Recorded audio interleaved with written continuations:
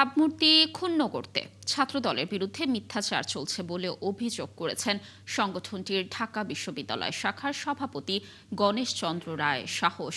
রোববার সকালে প্রক্টর অফিসে ব্রিফিংয়ে তিনি একথা বলেন। এ সময় ছাত্রদল সভাপতি বলেন, ঢাকা বিশ্ববিদ্যালয় ক্যাম্পাসে ভাসমান দোকান থেকে ছাত্রদল চাঁদাবাজি করছে বলে অপপ্রচার চালানো হচ্ছে। ডাকসুর কিছু বিতর্কিত ছাত্রনেতার উদ্দেশ্যমূলক এই অপপ্রচার বন্ধ না হলে মামলার হুঁশিয়ারি দেন তিনি। এদিকে ঢাকা বিশ্ববিদ্যালয় কর্তৃপক্ষ জানিয়েছে, এ বিষয়ে তদন্ত শেষে ব্যবস্থা নেওয়া হবে।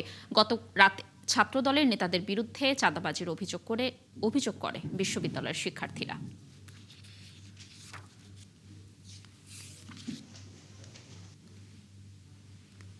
8টার মধ্যে এই বিষয়ে আমার ছাত্রদলের ও বলেছে ইতিমধ্যেই ছাত্রদলের কে জড়িত আপনার প্রশাসনিক পক্ষ থেকে অবশ্যই স্পষ্ট জবাব দেবেন এবং তার বিরুদ্ধে যদি প্রমাণ দিতে পারেন আমি গণেশ চন্দ্র রায় সাহস তার বিরুদ্ধে আবার মামলা করব। না, আপনি একাডেমিক ব্যবস্থা নেবেন, আপনি একাডেমিক, আমরা সাংগঠনিক ব্যবস্থা নেব, আপনি একাডেমিক ব্যবস্থা নেবেন। আমরা তো সাংগঠনিক ব্যবস্থা নেব, আমি মামলা করব, আমি মামলা করব।